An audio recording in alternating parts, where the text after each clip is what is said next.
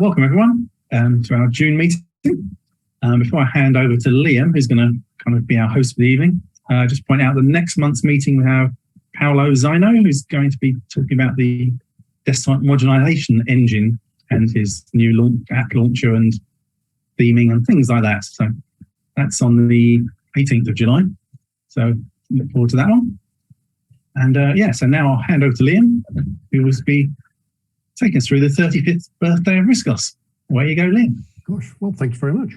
Hello, good evening. My name's Liam Proven. I am the free and open source software correspondent for the Register, the British and now American as well IT news and reviews site.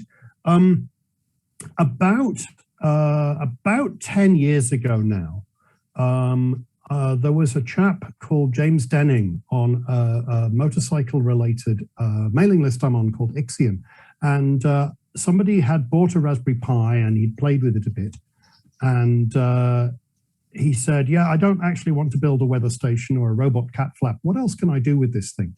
And I said, "Well, there's this really cool, neat little operating system called RISC OS, which used to run on the old Acorn Archimedes computers. And you could try putting that on it. It's really totally unlike Linux or anything else, but it's quite fun and it's got a GUI and it'll work on the internet and it's quite interesting." And James said, "Well, a mate of mine wrote that." And I went, "What?" And he went, yeah, I know this chap, named Paul. He wrote that. He used to work for Acorn. And so he put us in touch. And thanks to that, Paul here gave a talk at ROUGOL 10 years ago now, I believe. And he introduced himself thus. He said, "I was the team leader for the development from day one in September 1985 of Project Arthur. And I took it from version 0.00 through to the releases of 0.57, 1, and up through the name change to RISC OS at version 1.6, as I recall.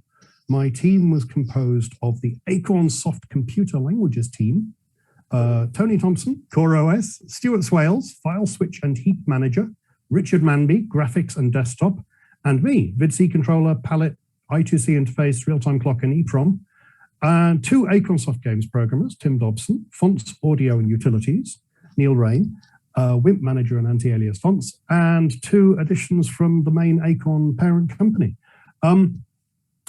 And to my delight, we have 3 of that team with us this evening. So we have, 4 of the team tonight. Which decision to split? Paul himself. We have alphabetically Tim Dobson, who originally was introduced to me as Fonts, Audio and Utilities, Richard Manby, Graphics and Desktop, and Stuart Swales, File Switch and Heap Manager. Thank you very much for joining us. Please, would you like to say hello and introduce yourself? Okay, well, thank you, Liam. I'll kick off as you mentioned me first. And yes, indeed, James Denning was one of my neighbours here just up the road. I first met him when he was working for the internet browser company Ant, which was founded in Cambridge. He was their salesman. And my company at the time was Amino Communications, making and selling digital IPTV set-top boxes. So obviously we needed a browser. Hence we sort of got to know each other. And then when he left Ant, he came to work for us at Amino as our head of sales for a while. We've done other projects together since. So yes, I know James very well indeed. I hadn't heard that bit of the story, that he'd been the introduction between yourself and myself. So that's news to me. There's Richard back. Did you fall off there?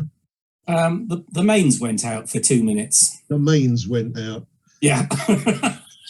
Well, okay. I'm welcome back. Well, another 50p in. Anyway, yeah, so it's great to be here. It's super to see Stuart, Tim and Richard, not quite in the flesh, but on the screen.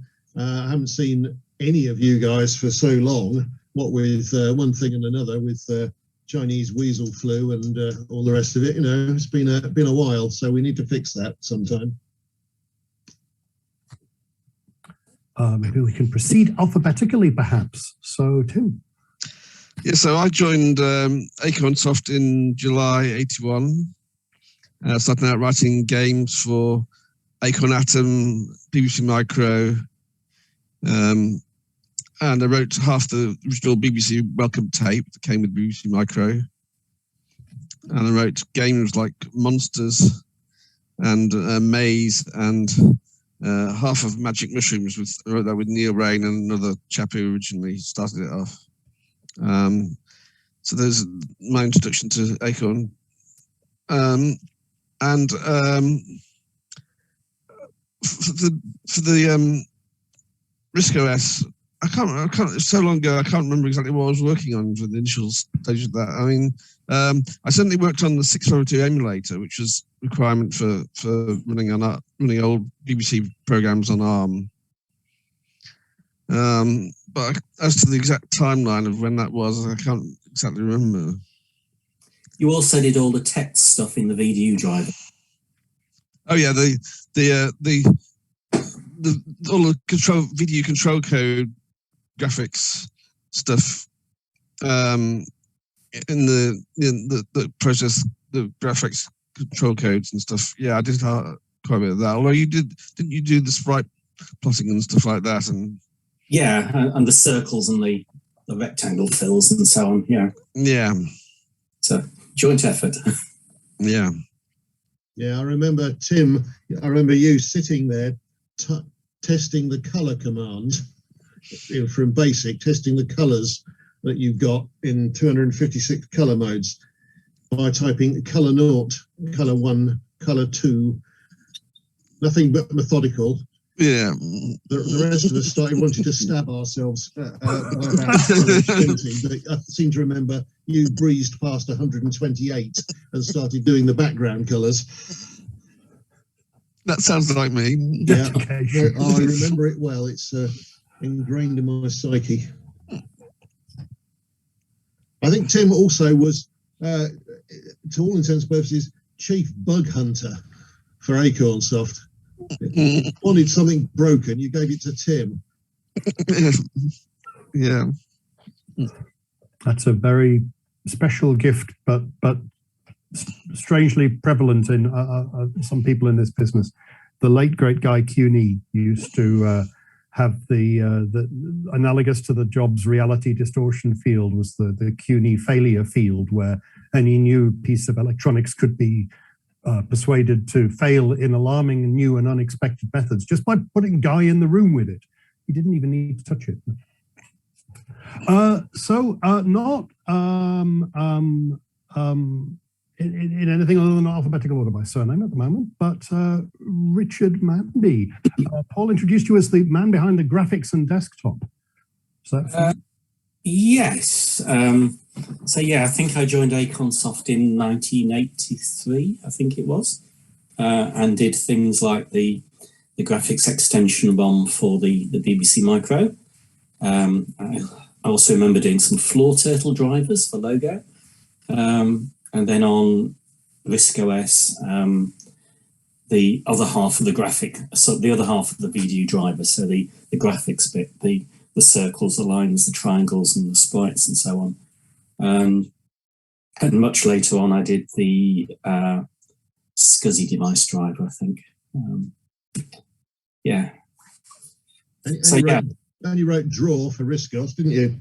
Oh yes, of course. There's that as well. All these things that quietly leak out of things that you try and forget. Yeah. So, do you remember doing a demonstration of turtle graphics to those Chinese? Oh yes. Yeah, a demonstration to the Chinese, as Paul said, and you come up with lines such as, you type FD10 and the turtle moves up the screen, and you type BK10 and the turtle moves down the screen. And the translator kept stopping the translation. And I was told afterwards this was because in Chinese, turtle is slang for penis. I kid you not. They have a lot of that, I believe. Fantastic. And Stuart, last alphabetically tonight, I think. Previous speaker here. Thank you. Welcome back.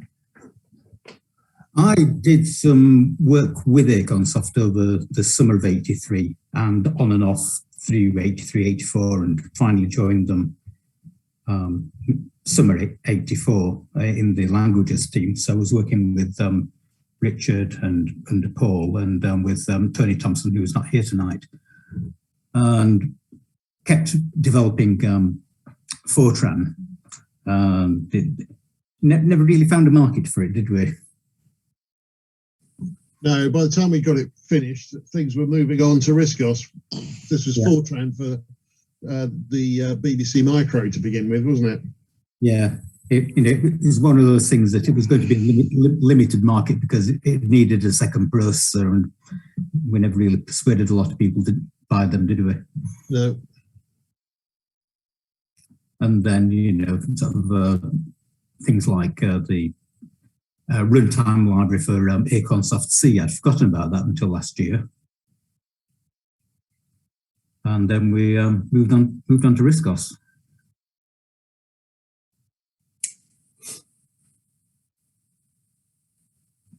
Or RISC OS as it's supposed known.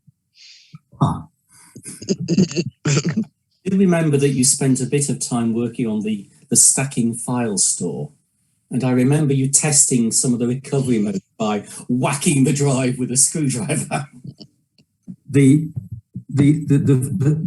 was the bane of my life because we'd just finished the ROM for RISC OS 2, and rather than being able to get on with important work like the 6502 emulator, which was carried on by Tim, they decided that Muggins here would be the best person to do all the test code for the stacking file store. And you had to test out all the failure paths through the code because having been tainted by basic 5 structured language, you think, well, how do I write it like that? And then think, well, but I've got to write it in the BBC Micro, so you've got to write it in the structured form and then reorder it so that it could work on Basic 2 with all its error handling. And to provoke it, the drives we used at first had a drive select ID external that you could push while sending commands to the drive to get it to go, oh God, command aborted at inappropriate times, which was all very well and good. And right at the last minute, the production drive they selected cached the SCSI ID at power on. So this was no longer capable of doing it. So in my infinite wisdom, I decided to provoke head crashes by, as Richard said, holding the drive in hand and just twatting it.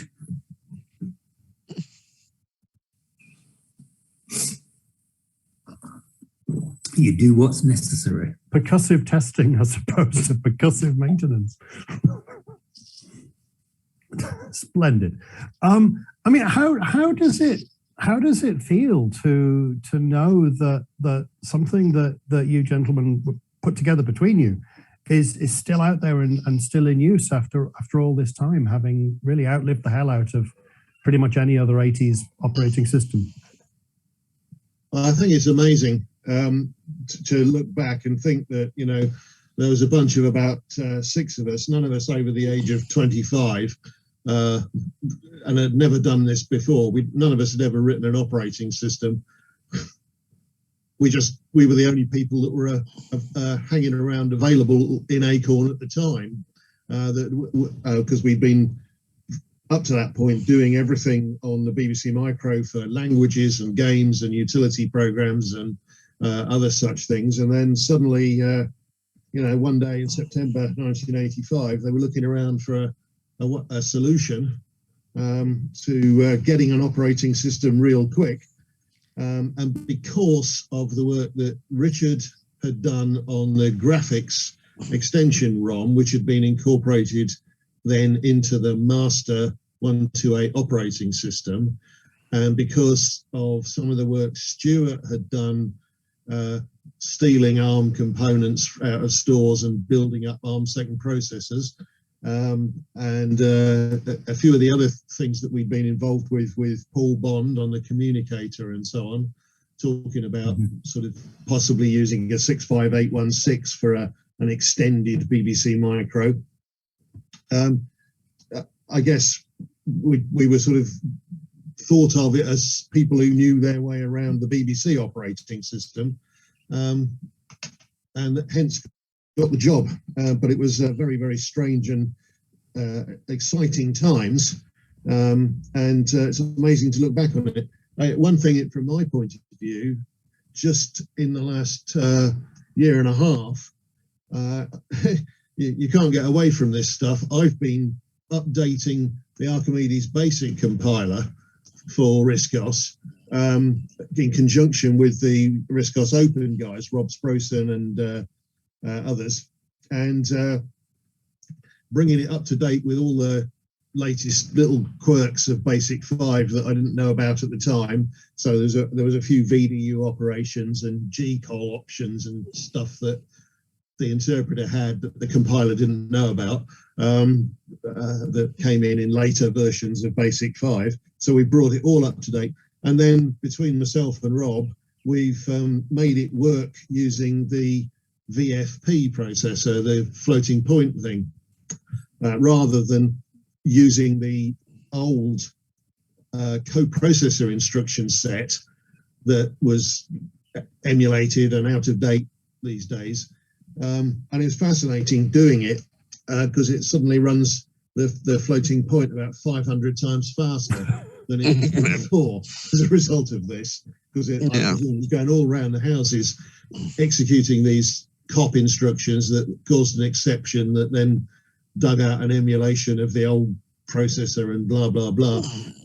But I'd very sensibly, in the compiler, written the floating point stuff as a load of macros with a nice straightforward way of doing it. So we just substituted the macros with the alternative VFP calls, and bam, it all just worked. So we were quite pleased with that. But, you know, there's no getting away from this stuff. Programs that you wrote 30 odd years ago are still sometimes coming around to haunt you. And I know Stuart's nodding because I presume you've been updating other things. But very, very much so, yeah. You know, there is still a lot of loyal Pipe Dream and Fireworks users, and it's sort of scary to think that Pipe Dream 3 was launched in middle of 1989, after I'd left Acorn, and then Richard came on board, and we did Pipe Dream 4, and that was in 91. And Pipe Dream 4, plus or minus some mods to keep it up to date, is still going. And the people that love it, love it. I mean, there was one guy running his business on it until about 2 years ago when he sold up. Mm-hmm. The fireworks are also, diehards. And again, people might know that I worked with Paul at Colton Software for a year, doing the Fireworks probe with the database bits. Small. Yeah, it was my little job to take the database written by Neil Rain and glue it into the back end of Fireworks written by you and Mr. Colton. So it was all Acorn Soft people together, wasn't it? A funny coincidence with the VFP thing, Paul. At the end of last year, I discovered on the RISC OS site that there was an undocumented compiler option in Norcroft C, which made it use software floating point rather than the coprocessor instructions. And the way it does this is there's a fairly simple defined API where it just passes everything in ARM registers rather than in other things, like a double precision add operator. And I wrote a library that you could prepend in front of the ANSI library, so that anything floating point code you compiled with this undocumented option would go to my library, and then at runtime, depending on the capabilities of your machine, could select either a software floating point implementation, stick to the FP emulator, or use VFP to do it. And it's generic, so it's not just constrained to use for fireworks and pipe dream. And it's a your mileage may vary kind of thing, because it's obviously not optimized in any way that at the procedure level. So you're not being able to parallelize the VFP instructions as you might like, but it's still bloody worthwhile having. I seem to recall back in the day that there was a tool that if you had a PC card in your RISC PC, it sent FP instructions to the floating point CoPro on the PC card, because it's quicker than emulating them in software. Do you remember that, Tim? No, I don't. Well, I wasn't very familiar with the PC No. card, to be honest. But Tim, I think you did a lot of the work on the fonts in the font handling. No, I don't think. Not that's not my memory of it. I think it was Neil Rain. Neil Rain did most of the font stuff. Aha. Tim did the character-based. I did the character-based 8x8 fonts. I see. That hung off VDU. So all the fixed pitch stuff, it was Neil Rain that did the font manager. He did two versions of it. He did the first one, which was, what do you call it? Bitmap fonts, thank you, Stuart. And the second one was outline fonts, wasn't it? Which was actually quite an improvement. Bezier curves and all that, Yeah. Well, you could use the Beziers to create the bitmaps, but I think what we thought originally was that the computer was going to be too slow to convert from Beziers to bitmaps on the fly. And so we created bitmap fonts, and then suddenly discovered it's really quite good enough. And need to put the hinting in, didn't he? Make sure that the verticals were actually exhibited more than at least 1 pixel wide, the real grid kind of thing, rather than sometimes disappearing.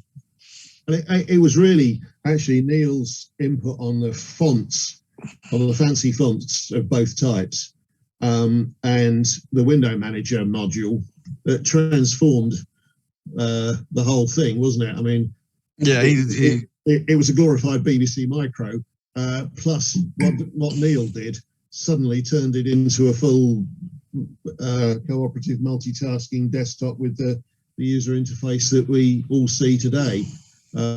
So God bless him. And it was very much constructed that way, because our initial sort of mission objective was get a BBC Micro out the door based on this chip.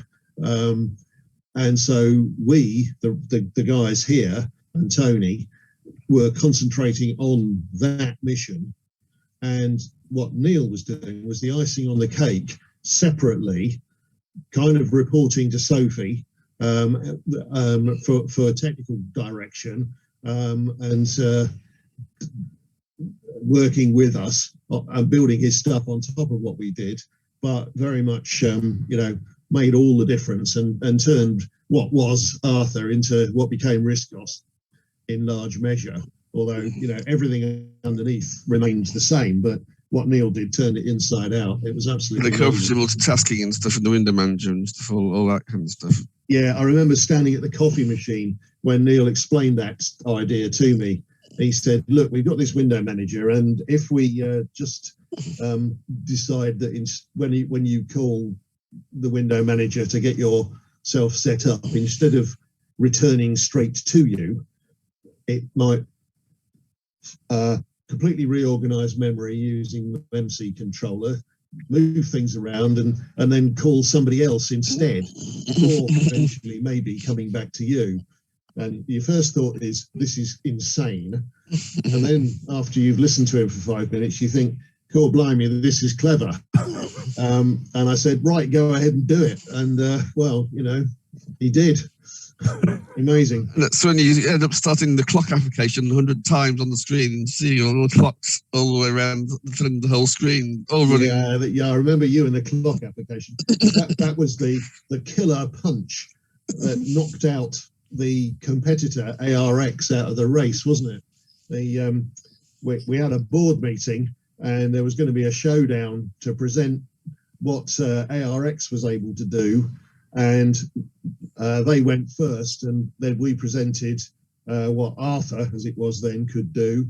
And we got wind of the fact the day before that their demo was a clock application, and they were going to run a clock application and then say, and of course, because this is a full multitasking virtual memory operating system, blah, blah, blah, you can run as many copies of this as you like and run more copies of the clock program to demonstrate it. So that night, Tim wrote a clock program for our nascent cooperative desktop. So they did their demo in the board meeting, and they had an A500, which was the prototype machine with 4 megabytes of RAM and a hard drive. Ooh, this was a big machine. 3,000 quid's worth of memory or something. Yeah, something like that. And they ran up the clock program and said, look, and the hand was moving around nice and smoothly, ticking away on this clock. And they said, and of course, because it's all this fancy multitasking operating system, we can just run another one. And they clicked and the second one ran.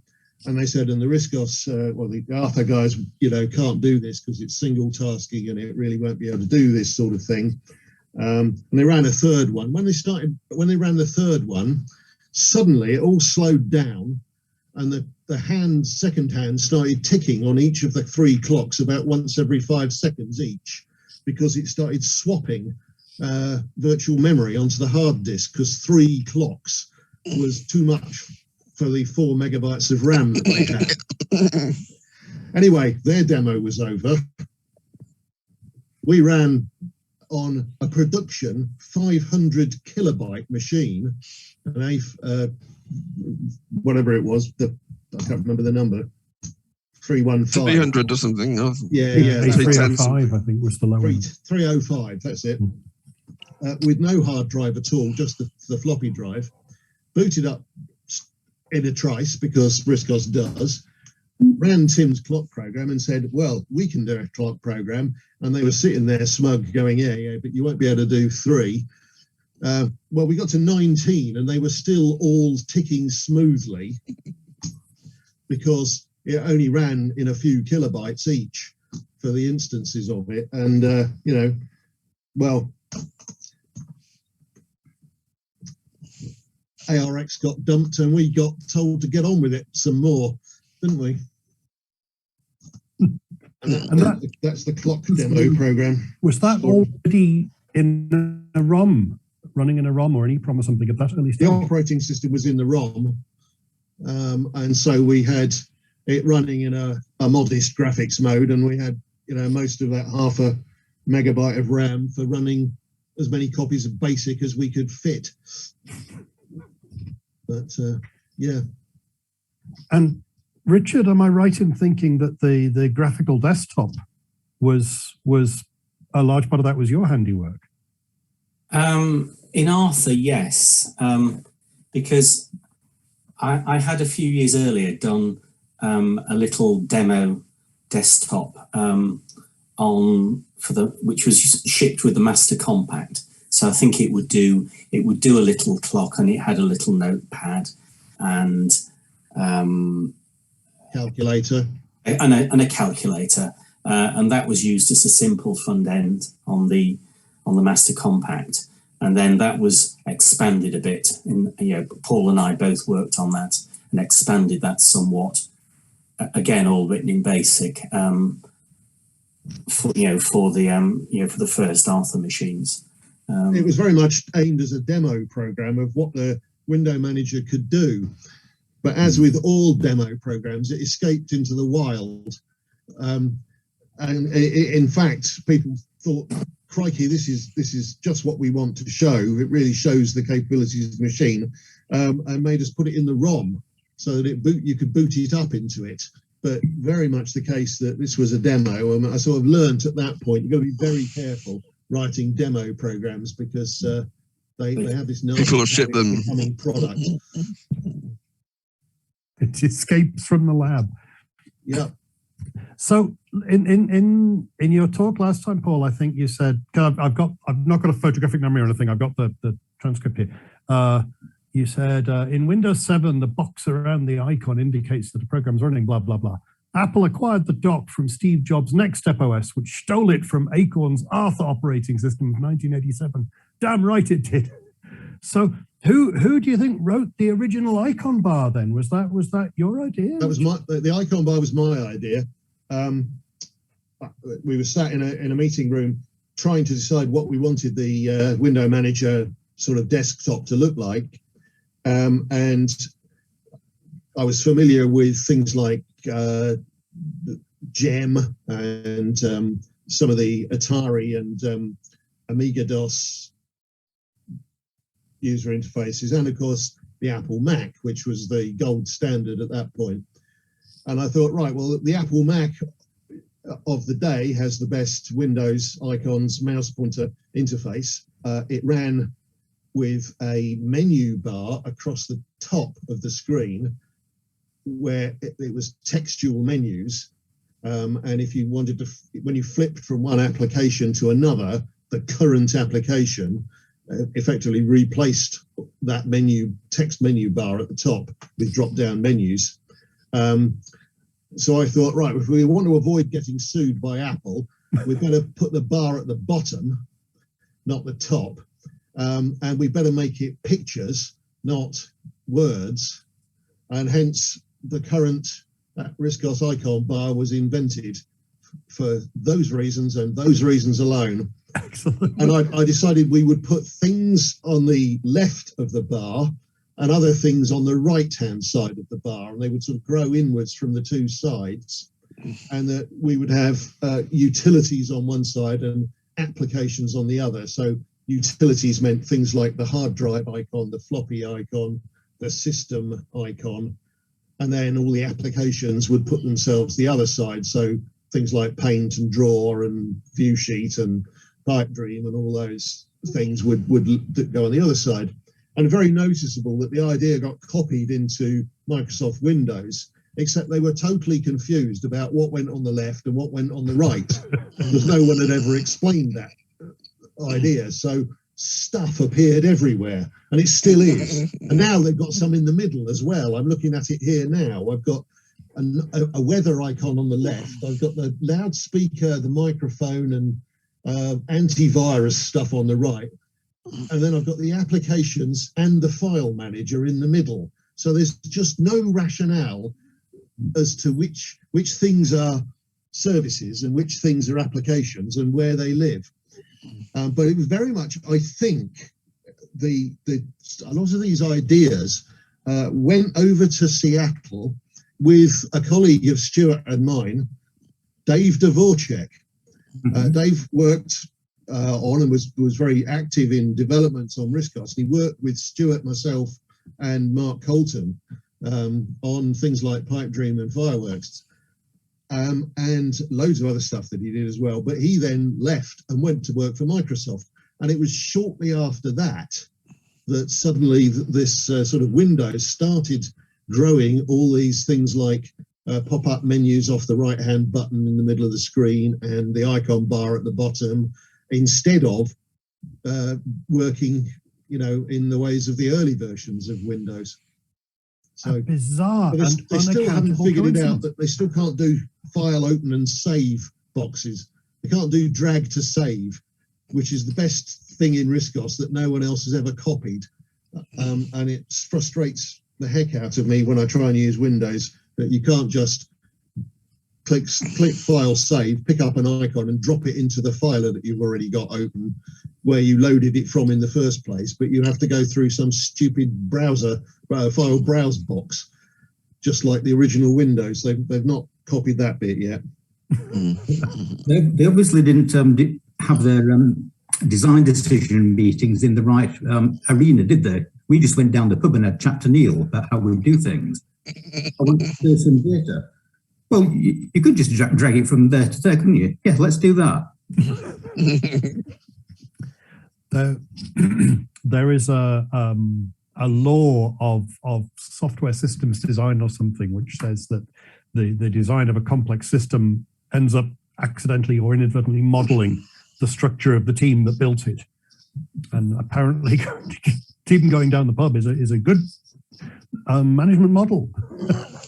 RISC OS, designed in the wrestlers. Yeah. How many team meetings did we have, Paul?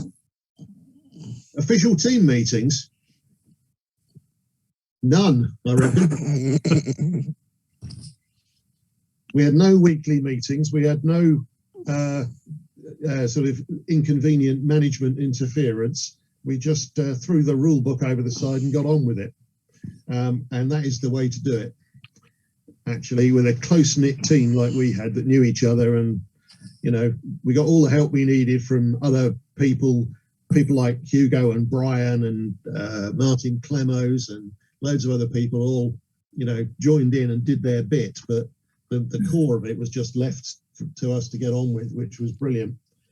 Wasn't it about 3 months from when we started to get something actually? Was it RISC OS Alpha? Was 0.3 or something? Was about 3 months in, wasn't it, or something? Yeah, something like that. It wasn't very long. We were given 5 to do the whole thing. It did take 9 to get to something that didn't fall over. And now and pretty again, impressive. But we got the first versions out the door pretty quickly. Back, Richard. Hello. Power went out the second time. No. That's the trouble with living in country Bumpstead or wherever it is. Yes. So, is this the origin of the name Arthur? This the very short time scale originally, is that right? I seem to recall this sort of rumor. Yes, I'm not. I can't say 100% that this is right, because it was the code name of the project that was landed upon me and the team was Project Arthur. And the story is that it stood for ARM on Thursday, because it was Monday and we were given 5 days to do it, which is 4, but I you know, it doesn't matter. A risk by Thursday or something. That's where we think that came from, but I don't absolutely know. And you might want to ask Sophie, because it probably got that name in a meeting prior to me being hauled away from my sandwich and walked in and said, you can do this, can't you? By Jim Merriman. There was an article on the IEEE Spectrum website the beginning of the month called "From the Archives: How Xerox PARC's Engineers Invented the Future and How Xerox Lost It." And I was just reading that piece, and it includes a couple of quotes from a guy called James G. Mitchell, and it says he joined PARC from the defunct Berkeley Computer Group in '71 and is now Vice President of Research at the Acorn Research Center in Palo Alto. And I thought... Yeah, Jim Mitchell was hired into the Palo Alto Research Center that Acorn set up, and it was he and his American guys that were building ARX, this other operating system that was a full-blown, all singing, all dancing, time-sliced, multitasking virtual memory creation, all written in Acorn Extended Modular 2, and thus based on Quicksand, because the Modular 2 compiler was not very good, shall we say. It was very slow. Did anything make it out of Acorn PARC in the end, do you think? Has anything survived? I think Stuart's answering that with his body language. No. they spent an awful lot of money over there, and in some ways it's arguable that, you know, had they not done that, Acorn might still be around. It was absolutely phenomenal amount of money that was spent doing that stuff, because there was quite a large team over there, and it's not cheap to employ people in Silicon Valley. It probably seemed like a good idea at the time, but yeah. I think one of the problems that was always going to occur that they hadn't really properly thought through was the number of virtual memory pages that MEMC, the chip, could support. And with that, I might see if Stuart can explain it better than I can. Well, again, there was even an article by Steve Ferber a few years later saying how inappropriate that architecture was for running Unix and page memory systems. It's a physical to logical mapping, wasn't it? So each physical page had a... It was huge, though. But it was 32K on a 4 megabyte system, I think. Yeah, that's right. 32K pages on a 4 megabyte system. 128 pages. Except we weren't building a 4 megabyte system. We were building a 512K system. And so actually the number of physical pages that the small machine would have had really wasn't very many. And so the page size was far too big to... big useful pageable. But the other thing about that, Paul, is that what a lot of people won't realise is that we were pretty much forced to use the tools that we had. We couldn't commission any new tools.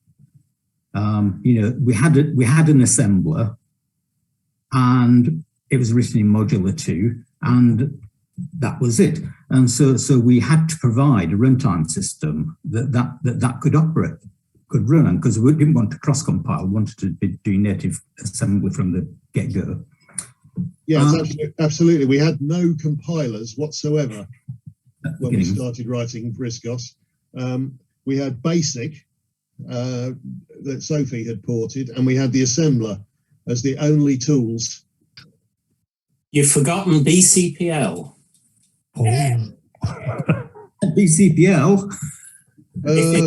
If you remember, I had to port Acorn Soft logo, which was written in BCPL. I got to port that to the ARM. Oh yeah, but I think we didn't get that for some time into the project. Yeah. I don't think the compiler had been, for the BCPL, it existed at the beginning, but it did come along during the project, you're right. Yeah. Yeah. But even by the end of the project, it was just those, wasn't it? There was no C compiler that produced stuff that ran on RISC OS.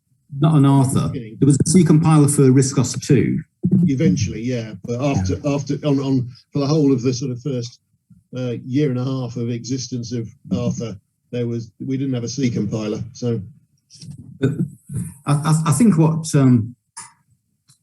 the guys doing ARCs didn't really want to think too much about the hardware. You know, they were into esoteric software problems. And all the tools assembled to start at 4K because the page was 4K. And you talk to people and they go, the page is 4K. You say, no, it's 32K on this system. No, it's 4. But it wasn't. It was 32. And they just... And yeah. So you're saying our zero page is going to be 32 kilobytes because we have to cater for the largest page size possible. So your tool, which is assembled to start at hex 1000, needs to start at hex 8000 up there. Oh, no, it's 4K, they kept saying. Yeah. Good look at that. I think that the problems got worse if on some of the later machines where they had MEMCs controlling other MEMCs to get even more memory. Something like one MEMC juggling 4 others to get 16 meg of RAM into maybe the RISC-IX or RISC-X machines. But it wasn't worse because all the add-on boards for things like the 540 were all 4 megabytes, so they were all dealing with 128 pages of 32K. Twin MEMCs or something, didn't it? Each card had its own MEMC, yeah. What a lot of people don't know is that I think RISC OS 2 actually has dual MEMC support for a machine that wasn't there. Dave Flynn was working on a board called the M4 over at Acorn, which is going to be developed into the technical publishing workstation that Olivetti wanted. And that was the first thing that was going to have 8 megabytes. So I went over there with a botched version of Arthur to help them get this board up and running. And we just never took the code out. So I think that the standard RISC OS 2 has a low-down CAM for 256 pages, but we didn't anticipate Steve Ferber's hack for slave MEMCs, so that because MEMC was designed to have a master-slave relationship, if you're allowed to say that still these days.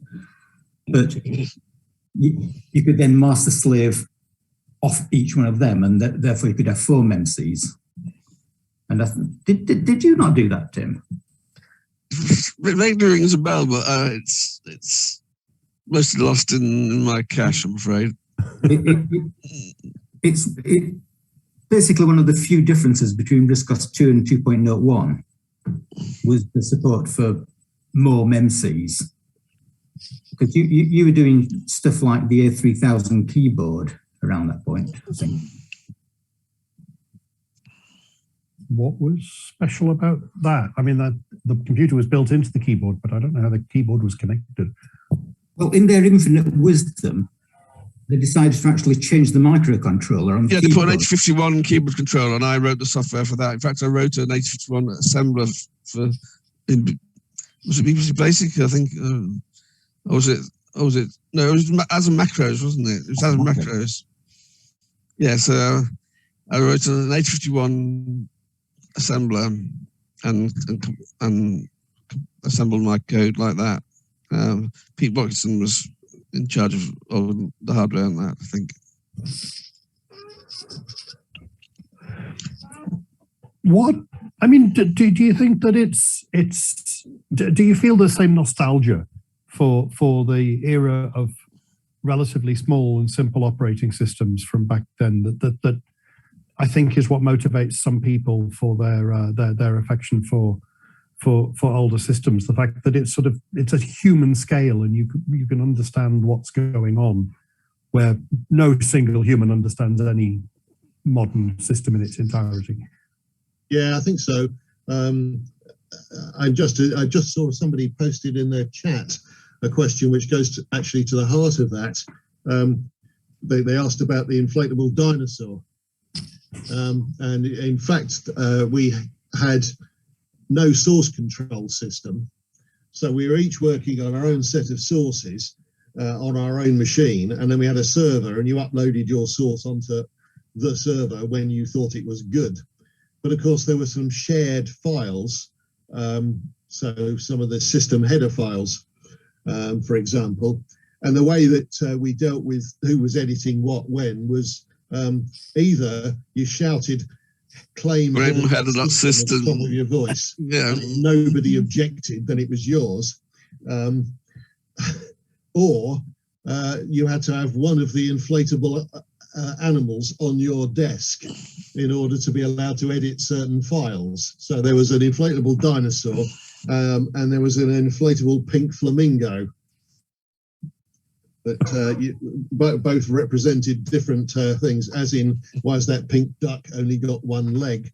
Which was a TV advert for something at the time. But yeah, we had the pink duck and the inflatable dinosaur as our source control tokens, like they have tokens on the steam railways sometimes, and it worked brilliantly most of the time. So were the machines networked? So yeah, they were connected by EcoNet. We had EcoNet since the Latin days. Yeah. So a token on a ring, in fact. Yeah. Okay, that was exceptionally possibly. It was.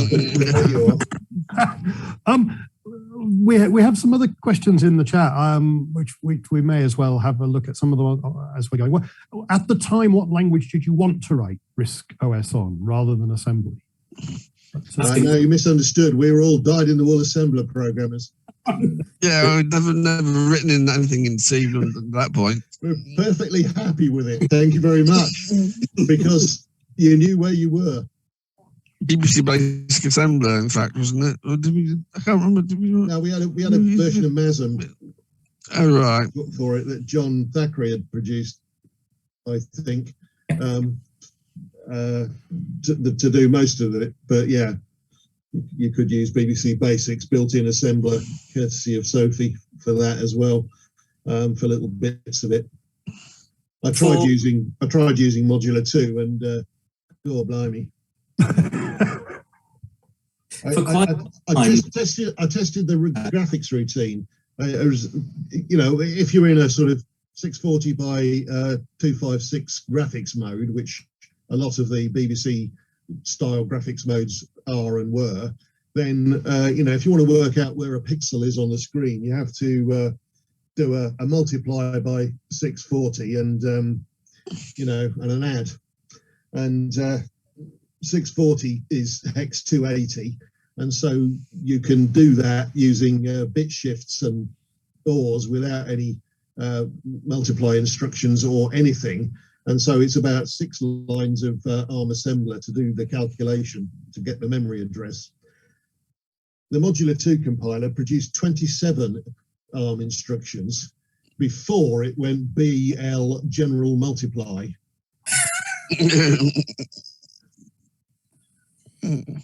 Because I guess it wasn't built, the language wasn't built specifically. The chance of the operating system fitting in the available ROM, if we'd written it in anything other than assembler, would have been 0. I mean, the ROM size that we started with doubled and doubled again as we went along, but it was full at pretty much at all times, wasn't it, lads? No one believed us that was going to be the case. People from management kept coming around and saying, when you're going to start writing in, high-level language, and so when we finish the device drivers, hint, hint. But they just couldn't grasp the concept that the language is too bloated to actually make. Oh, and it wasn't ROMable. It wouldn't have been ROMable. It wasn't relocated. It wouldn't have been. The compilers didn't produce position-independent code, which we were rather dependent on for all our relocatable modules. Modules.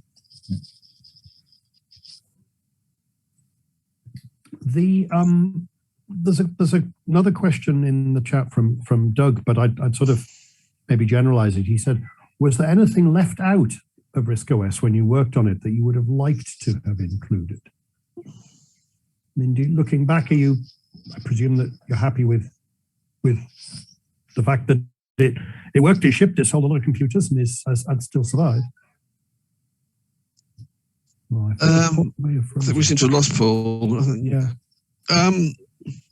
I can't remember anything that we left out because there was not space for it or anything like that, to be honest. Yep. Not really. We had pretty much completed everything that. So we spent a lot of time after we'd sent the ROMs off in the September of '88 for RISC OS 2, writing things like Richard did draw, Tony did paint, I did configure, Bill Stowe did edit, and I was working on the 652 emulator. So these were all going to be add-ons. I think the thing that annoyed me most was the fact that it took so long for RISC OS 2 to actually appear, because it didn't appear until they held it back until the A3000 launch, which I believe was May the next year. it was 89, I think. 89. It was in fact pretty much ready to go by the end of the year. 88. Well, it was still pretty pioneering. I found a reference today that said that the Acorn Archimedes was the first RISC computer, which is a pretty bold claim. But looking around, the first Spark station didn't ship till 89. DEC, I think DEC were, if not the first, one of the first companies to put a MIPS computer out, and that was 89. So, you know, if you got to version 2 by the time everybody else was just about getting their version 1 hardware out the door, you're doing quite well. HP shipped PA RISC. Yeah, yeah. Because we have a story with that as well. That do you remember, Paul, the B+ launch? Oh, it is in a non-functioning mode. No, I'm back in the room now. I had to rejoin via my phone because on 4G because it was my turn for a power cut. In the country. So there will be a short delay. The power's back on again now, but I'm on the phone for the moment. I was expecting focus from Stuart, but not from everyone else. When we had the B+ launch, Acornsoft weren't invited to be on the stand at all. It was just going to be the Cambridge workstation boys down one end and the communicator boys at the other end. And we wangled a corner, and Paul and I went down each day from Cambridge because we wouldn't pay for hotels or anything. And we were demonstrating the B+. And surprisingly enough, most of the people came to him with the hair and him with the jumper to see this new B micro launch. And just round the corner from where we were, there was an engineering sample of the first ARM 3 micron ARM in a little A4 case on the wall, which was totally uncommented upon by everybody, apart from one guy who sidled up to me and said, well done on beating us to it. What do you mean? He said, you've actually got working silicon for a RISC processor before us. Oh, who are you from? HP. I think I remember you saying that yeah, actual silicon before even HP had managed to get the first running PA RISC. Yeah. But it's certainly not long-term. The success of ARM has been astonishing. Do you feel a glow of achievement from that at all? I know that hardware is a different thing. But. Yeah, I think so. Yeah. I know there's... we all played our small part in making sure that Acorn kept going just long enough for the ARM spin-off to be able to survive on its own. You know, I think if we hadn't done RISC OS and if we hadn't made the Archimedes the success that it was for a while, then the whole lot would have fallen over. Olivetti didn't know what they had. You know, if they knew what they had, they would have taken ARM along with Herman and that group. Rather than, I've thought the same thing myself, Paul. That the revenues from the Master Compact weren't quite going to be enough to keep Acorn going until Archimedes bought Acorn and ARM about another 4 years. Yeah, 5 years, something like that, of good revenues that was enough that ARM got itself established. Not to be sniffed at. I mean, I think I discovered something just recently that at one point when Apple was really in trouble, one of the things that saved Apple's metaphorical bacon was that they had a share in ARM because of the Newton project and their investment in that, and they sold that off and got about 800 million for it at that point, which was just about enough to keep them going long enough to get their next generation product out. I don't remember offhand which one it was, but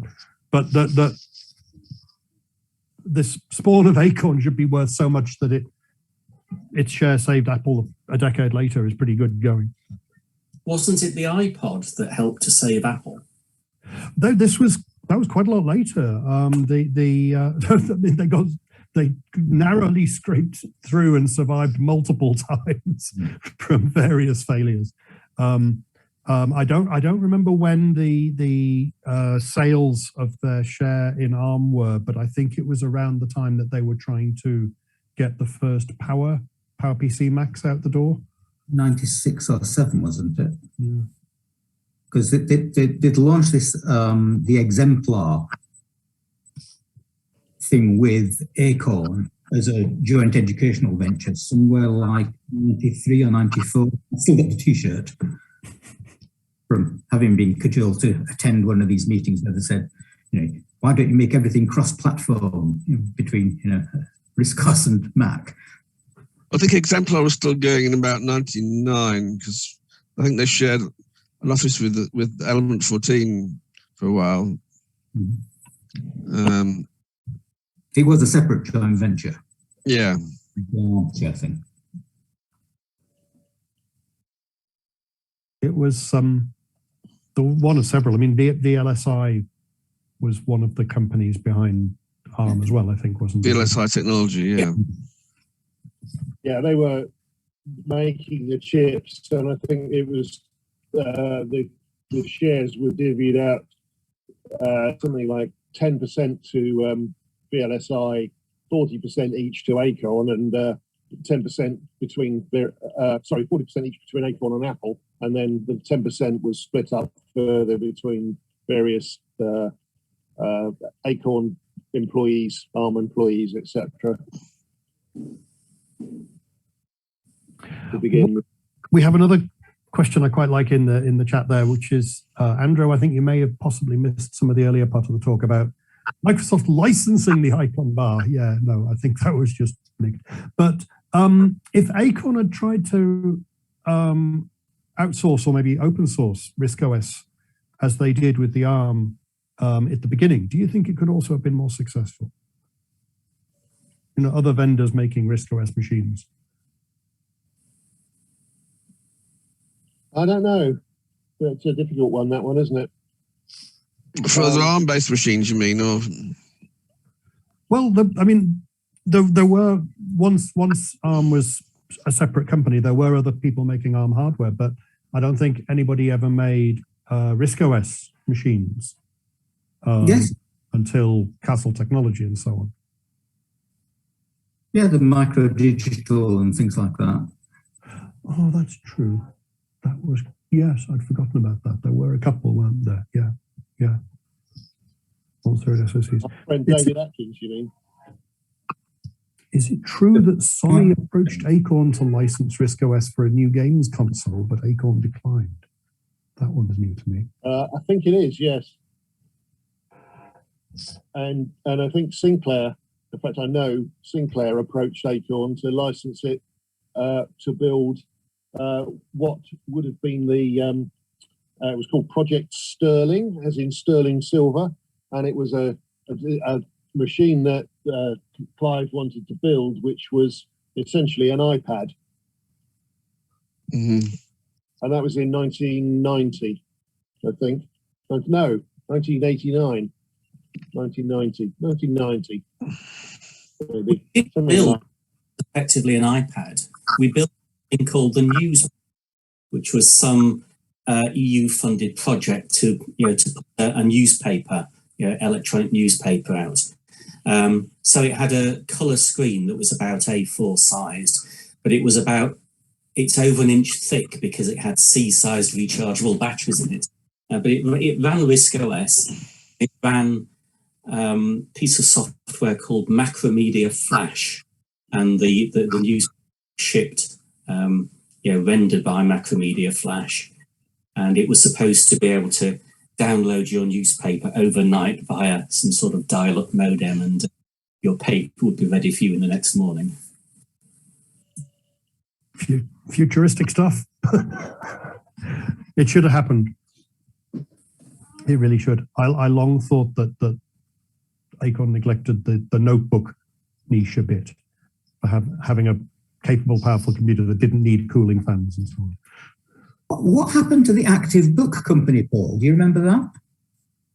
That was a Herman spin-off. Yeah, I don't know why that died, because it was absolutely the right idea. But yeah, they set off to produce effectively a Dynabook, an iPad as it would be called today, equivalent of, or a Kindle maybe. Or a Kindle, yeah, they got tangled up in the e-paper, e-ink sort of screen stuff rather too much, what I suspect. And it was a sort of technology that wasn't quite ready or quite what was going to hit the spot.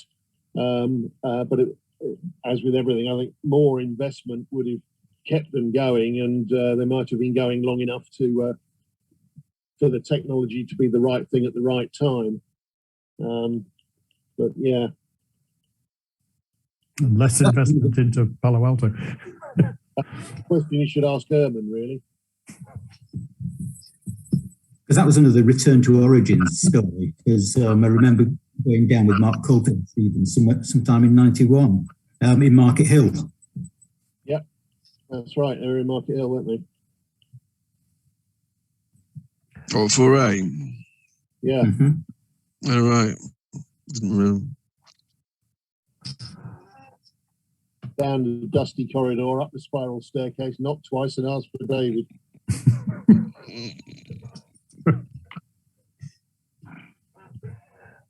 And was there any influence on the new ARM OS from the communicator? Because that doesn't get mentioned very much these days, but that was the only Acorn 16-bit machine, I think, and had its own version of MOS, didn't it?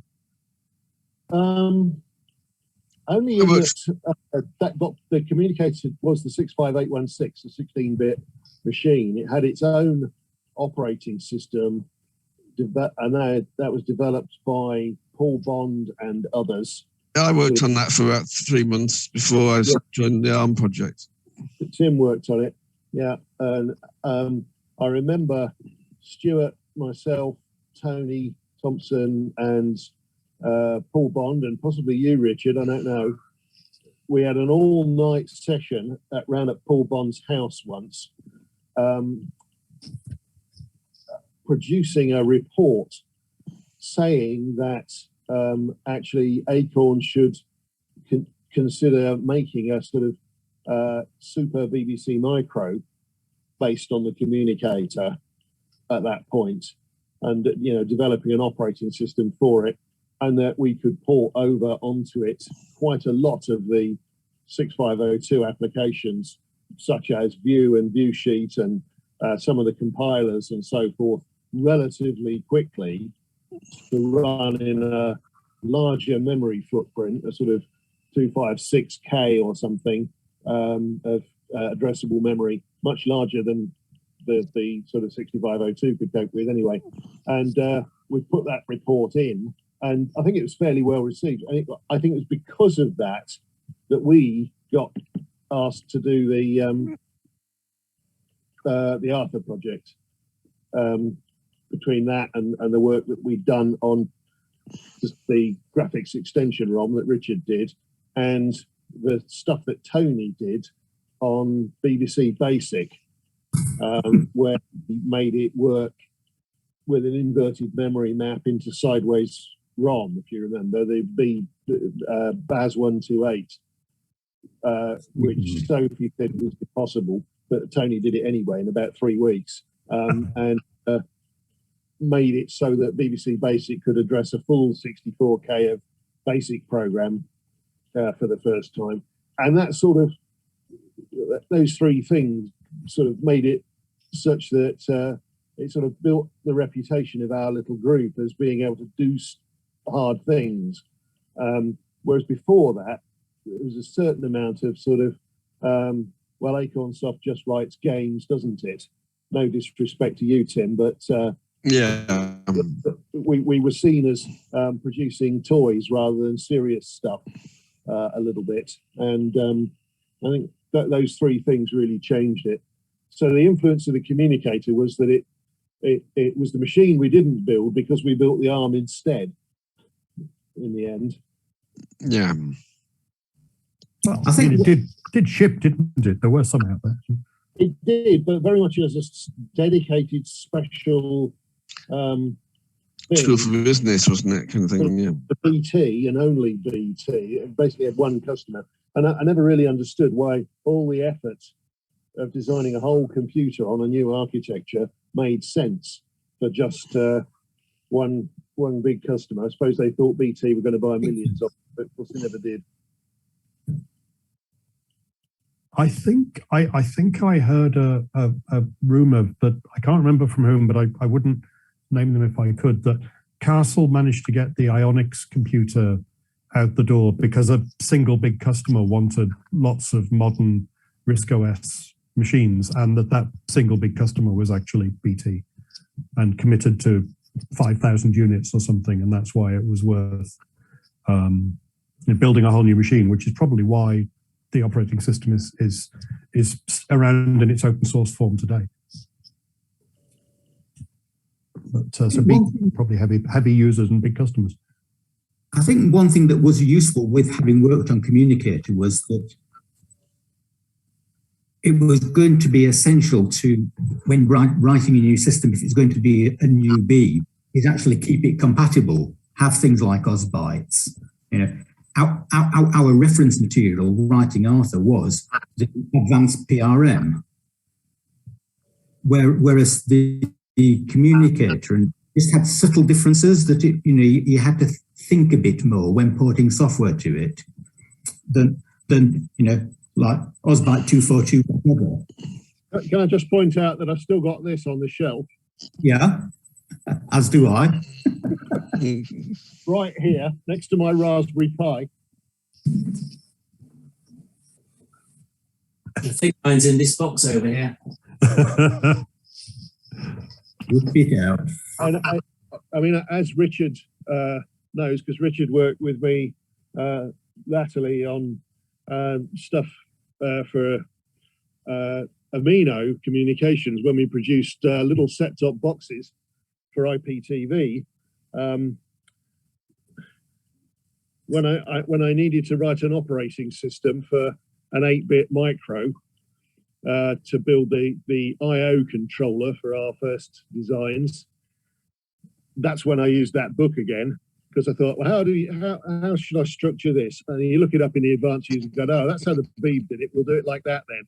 And with an operating system called Intactos, because we had a little hardware unit called Intact on our machine, which was like a sort of processor to processor link. And we had this little operating system that myself and Jonathan Griffiths, also of Acorn Soft, wrote. And that then became the boot ROM in, we rewrote it in C and put it on the first IBM PowerPC video-based set-top box that we did as the boot ROM. And if you manage to log into one of those boxes on the serial port, it'll come up with a prompt saying Intactos, however many K it is, and then give you a little prompt, and you can type star dot and star exec pling boot and all those good things. If you type star exec pling boot, it will probably then run a script that goes star run Linux out of the filing system that Jonathan wrote for it, which you would be entirely familiar with. And then it hands over to Linux and does stuff and runs the ANT browser and all that, so we did that, and then in that was 1997 to 2007 of my career, and in 2007 I joined with some other ex-Acorn people. So Adrian Critchlow, for example, who was in charge of the company that IOTA Software, if anyone remembers that at one point. But we got together and did another system in the Internet of Things space, building a hub and a whole collection of little radio-controlled, battery-operated sensors with an arm in the hub and a little micro in the sensors. So I needed an operating system. So I hired Jonathan Griffiths as well, and we did it again. We wrote the grandchild of the BBC Micro for that. It's in every one of the sensors and every one of the hubs that we did. And that system got bought by British Gas and is now called Hive. So there is a very good chance that people listening might have got their heating controller being controlled by the grandson of the BBC Micro operating system. If not, you might have one of these, which is a British Gas home energy monitor. They ship millions of these out to their customers, and that's got this operating system in it as well. So if you take this apart and log into the serial port, you can do star cat and off you go. And if Acorn was still around, you'd sue loads of companies for using their IPs. I think they could, yeah. Starting with the icon bar and moving on upwards. Yeah. For each of you, maybe could you pick out one thing that was the most fun or most interesting, or that you were most proud of that you worked on in that project?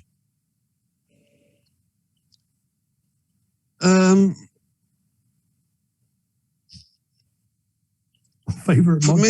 me it was probably the 6502 emulator. Getting that to match modeling the sound chip of the BBC Micro and getting that to map to the sound controller on the RISC OS machines. So that was quite an achievement, I thought. I know that it said that the design of ARM and its instruction set was partly inspired by the design of the 6502. Did that help with emulating 6502 code on an ARM much? A little bit. Obviously, the major benefit of ARM is you got 16 registers or whatever. Well, whereas 6502 is just got AX and Y, and you can't do very much with X and Y. So, yeah. In fact, the emulator is written on short code sequences. Of each opcode has up to 16 or something operations, and it's just laid out 16 ops, 16 ops, 16 ops, 16 ops, and so it doesn't do a table lookup. It just does a multiply the opcode by something, or shift left the opcode by something and add it on the base register and jump to there kind of thing. It was so fast, wasn't it? Yeah. Compared to what one might have expected. So, yeah. Richard, any favorite bits, maybe? I won't necessarily talk about a bit of the, but I think what I will talk about would be my daughter, who is now 23 or 4, whatever, had a RISC PC from about the age of 3, I think it was, 3 or 4. First time she met a Windows XP box, I think it was. She played with it for a little while and said, "It's not as good as that Acorn machine, is it?" That's pretty good. That's good praise. Stuart? Well, it is quite funny that, Richard, because I resuscitated an old A440 a couple of months ago, And it was just very satisfying to have something that I turned on that had been stored for 30 years. Just went, beep. Oh, it's working. I turned on this laptop today, and unbeknownst to me, since I'd last turned it on 2 weeks ago, it had decided to download an update. Oh dear. So it's a good job I turned it on about 4 o'clock. Nothing like having an OS in ROM, is there? No. Well, I did turn my RISC PC on in February, I think it was, because I had a couple of floppy disks that I found in a box, and it's the only machine in the house that has a floppy drive. And I plugged it in and turned it on, and it booted up.